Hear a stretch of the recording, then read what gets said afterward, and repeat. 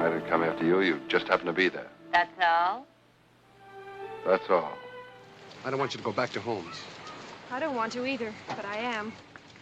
There's nothing else for me to do. Hollywood's golden age was built on legends. Men who seemed like they were carved from granite, with a charisma that could light up a theater from 1,000 miles away. They were our heroes, cowboys, soldiers, and lovers. And among the greatest of them all was Burt Lancaster. With a grin that could melt hearts and a physique that defined masculinity for a generation, he was the all-American ideal. He was an Oscar winner, a powerful producer, and a man who guarded his private life with a fierce intensity. But what if that image, so carefully built and so brilliantly sold to the world, was only half the story? What if the tough guy had a tender heart that beat for people the world told him he wasn't allowed to love? For decades, whispers followed Lancaster. Rumors of a secret life lived in the shadows, far away from the clique lights and the prying eyes of the press. He never spoke of it. Not for 50 years. But the truth, as it so often does, has a way of finding the light. Burt Lancaster took his secrets to the grave.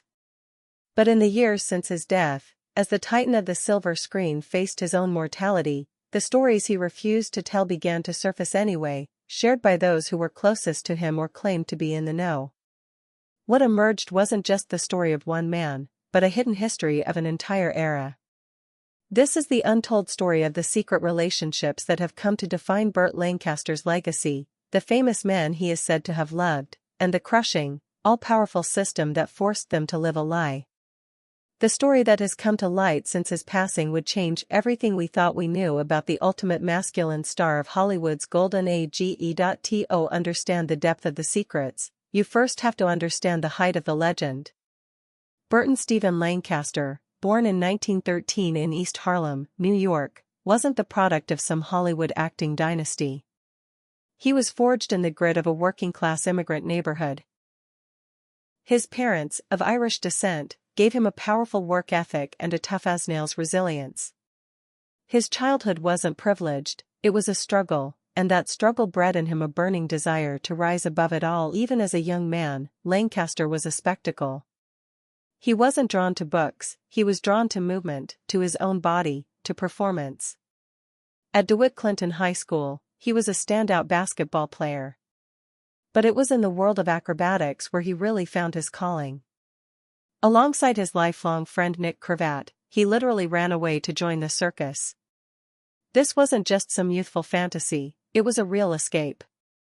They formed an acrobatic duo, Lang and Cravat, and spent the better part of the 1930s touring the country, performing death-defying feats under the big top. That circus background was the crucible where the Burt Lancaster persona was forged. Couldn't look away.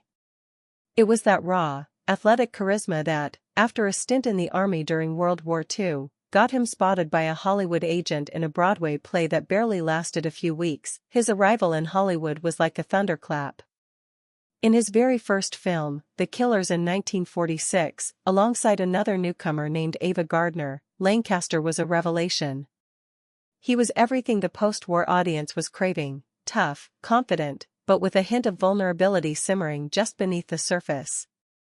He wasn't just another handsome face, he was a force of nature. The roles that followed cemented his image as the definition of American masculinity.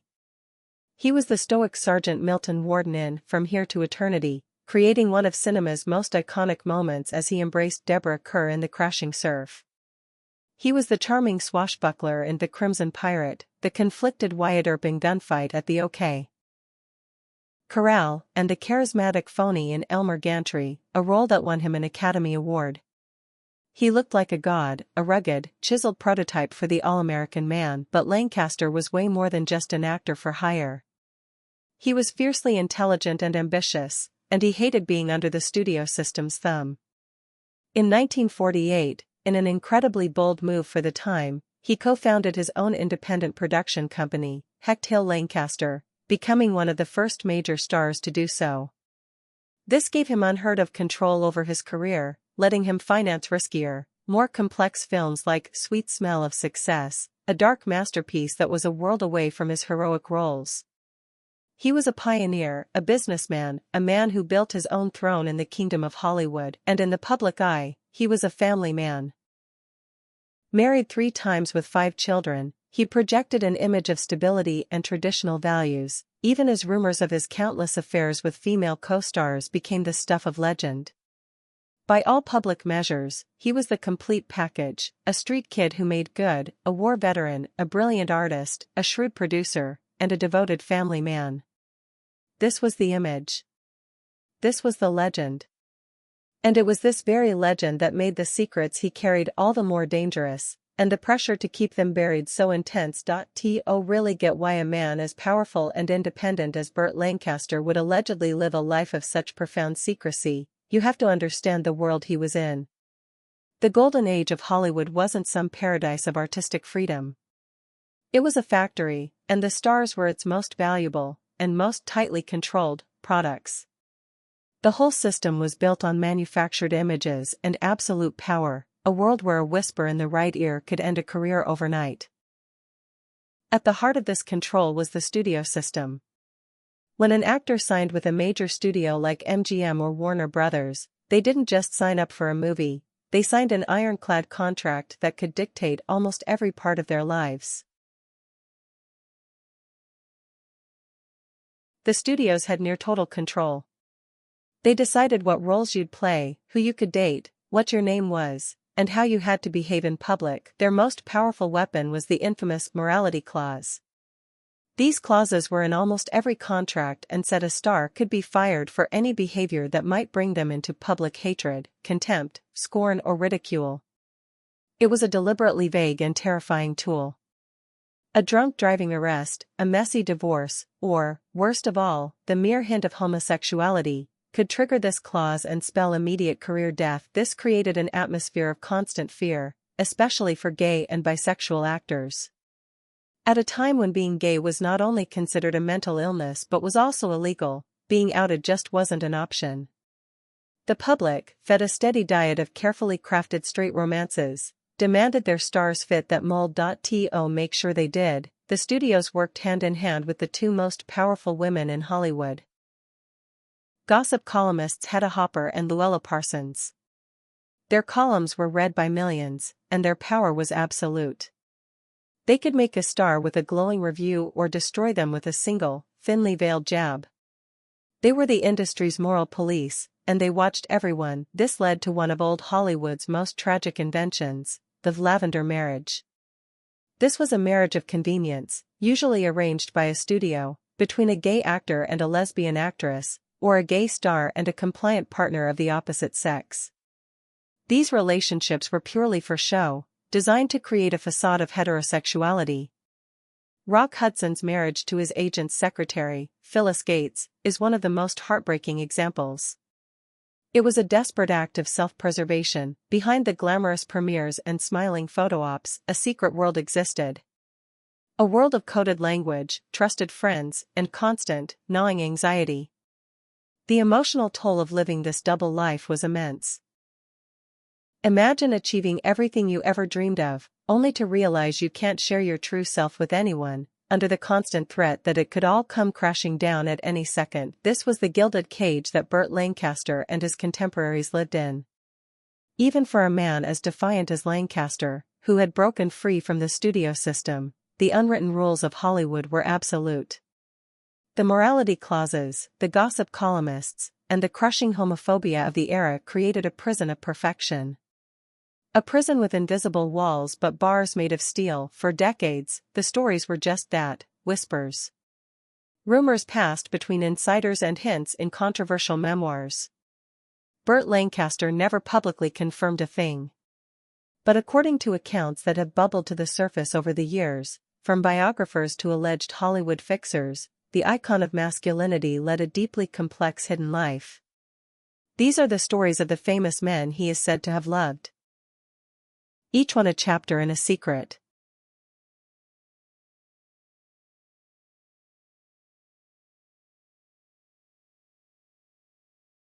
History that is still debated today. First, there was Cary Grant. If Lancaster was the rugged American ideal, Grant was the pinnacle of sophisticated charm. He was witty, debonair, and, like Lancaster, a fiercely private man. The story, according to some accounts, is that their alleged relationship was one of extreme caution. It was supposedly a series of stolen weekends at private beach houses, far from any cameras. Grant, who for years lived with fellow actor Randolph Scott in what many insiders described as a romantic partnership, was pathologically protective of his public image and terrified of anything that might tarnish it. The alleged connection, as the story goes, was intense but short-lived. The immense pressure and Grant's fear of exposure supposedly became too much. For Lancaster, it was reportedly a heartbreaking lesson. Even between two of the most powerful men in Hollywood, love had to bow to fear. Perhaps the most poignant and widely rumored of Lancaster's alleged relationships was with Rock Hudson. Hudson was the quintessential Hollywood hunk, the gentle giant who was also one of Hollywood's most famously closeted gay men, living in constant terror of being found out. Sources like the controversial Hollywood fixer Scotty Bowers claimed in his tell-all memoir Full Service that he arranged trysts for the stars, including Lancaster and Hudson. Bowers' claims are sensational and still heavily debated, but they paint a picture of a secret network where men like them could find some solace.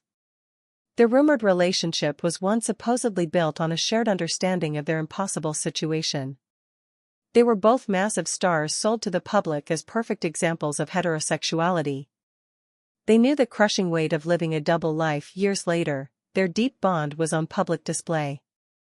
In 1985, as Rock Hudson was dying from AIDS, Hollywood organized a fundraiser. Hudson was too sick to attend, so he wrote a letter. The man chosen to stand before the Hollywood elite and read his friend's powerful, heartbreaking final words was Burt Lancaster. Reading Hudson's message, Lancaster gave a voice to his friend, "I am not happy that I am sick. I am not happy that I have AIDS. But if that is helping others, I can, at least, know that my own misfortune has had some positive worth." At a time when many were shunning those with the disease, Lancaster's public act of friendship was an incredible display of courage. While it was a gesture of profound friendship, not a confession of romance, it only fueled the decades-long speculation about the true nature of their relationship. Then there was Marlon Brando. If the alleged affairs with Grant and Hudson were defined by secrecy, the rumored connection with Brando was pure fire. Brando was the rebel who shattered the Hollywood mold. He was impulsive, openly defiant, and, as he would later admit himself, bisexual. Their relationship, as described in various accounts, was supposedly a tumultuous, on-and-off affair. They were two alpha males, two titans of their craft, reportedly drawn to each other with an intensity that was both thrilling and destructive. Brando, who flaunted his disdain for Hollywood's rules, allegedly saw Lancaster as a challenge, a man trapped in a masculine ideal that Brando wanted to tear apart. There's a quote, often attributed to Lancaster, that he supposedly said Brando was the only man who could make me feel completely undone just by looking at me. This quote is entirely unsubstantiated, likely a piece of Hollywood lore, but it speaks to the rumored power of their connection. It was a volcanic affair that, according to the stories, eventually burned itself out. These alleged relationships, with Grant, Hudson, and Brando, paint a portrait of a man far more complex than the one we saw on screen. A man who navigated a world of forbidden love, finding connection where he could, all while playing the part of the ultimate American hero. These stories are just the beginning of peeling back the layers of old Hollywood. If you're finding this hidden history as fascinating as we do us a favor and hit that like button. It really helps us know you want more stories like this. Now, let's get back to the system that enforced all the silence. The secret lives of stars like Burt Lancaster didn't happen by accident. They were the result of a deliberate and powerful system of control, an architecture of secrecy built by the studios, enforced by the press, and serviced by a shadowy network of insiders. At the top were the studio heads themselves, men like Louis B. Mayer and Jack Warner. They were kings ruling their own little kingdoms. They saw their actors not as artists, but as assets, valuable properties to be managed and protected. Their main goal was selling tickets, and that meant selling a fantasy of wholesome, heterosexual perfection. Anything that threatened that fantasy was a direct threat to the bottom line. When a problem arose that publicity couldn't handle, the studios turned to their fixers. These were men who operated in the shadows, who made problems disappear. They paid people off, bribed officials, and killed negative stories before they ever saw the light of day. One of the most infamous figures from this secret world was Scotty Bowers. In his explosive 2012 memoir, Full Service, Bowers claimed to be the go-to man for dozens of closeted stars. He alleged that he arranged thousands of encounters for everyone from Cary Grant to Katharine Hepburn. Bowers' claims about Burt Lancaster are specific, writing that he procured partners for the star. Of course, Bowers' book is highly controversial. Many have questioned its credibility, pointing out that nearly everyone he named was conveniently no longer alive to deny the story was a product of the system, an architect of secrecy who thrived because of the intense pressure the industry placed on its biggest names. On top of all that, the FBI under J. Edgar Hoover also kept a close watch on Hollywood. Declassified FBI files show that the Bureau tracked Lancaster, but primarily for his liberal political activities. Those files also contained notes and rumors about his private life, showing that even the federal government was keeping tabs on the whispers. This whole system, the studios, the gossip columnists, the fixers, and even the feds, created an environment where being your authentic self was a luxury no star could afford. Living a secret life wasn't just a choice, it was a basic requirement for survival in the Dream Factory. For decades after Burt Lancaster's death in 1994, the stories of his secret life stayed in the realm of rumor. He took his own truth to the grave, never making a public statement about his sexuality. Suggests his bisexuality but stops short of validating the most famous alleged affairs. And we have the undeniable context of a deeply repressive era that made secrecy a necessity. Perhaps the absolute truth of who Burt Lancaster loved will never be known. The secrets were just kept too well. For too long. Burt Lancaster passed away from a heart attack on October 20, 1994, at the age of 80. He left behind a towering legacy, over 70 movies, an Oscar on his mantle, and a permanent place among the Hollywood gods. But in the years since he died, as these stories of his secret life have continued to surface, a new, more complex picture has come into focus. How did these allegations reframe the legacy of Burt Lancaster? Suddenly, his iconic roles take on a new meaning. When you watch him as the conflicted Sergeant Warden in From Here to Eternity, torn between duty and a forbidden love, you can't help but wonder about the forbidden loves in his own life. The melancholy that sometimes flickered behind his brilliant blue eyes feels more poignant, more real. His life story becomes not just a tale of rags to riches success, but a powerful and tragic example of the pressure faced by LGBTQ+ individuals in the 20th century. Here was a man who seemingly had it all: power, fame, the freedom of his own production company. And yet, even he wasn't free. He was still a prisoner of his time, forced to hide a fundamental part of himself to keep the very career that gave him his power. It's a heartbreaking paradox. The ultimate tragedy of Burt Lancaster's story is the emotional toll of a life lived in the shadows. It's the story of stolen moments, of love expressed in whispers, and the constant fear of being exposed. It's about the profound loneliness of being adored by millions, yet truly known by only a handful of people. By examining these hidden histories, we don't diminish the legend, we deepen it. We replace the one-dimensional, granite-carved icon with a portrait of a real, flawed, and fascinating human being.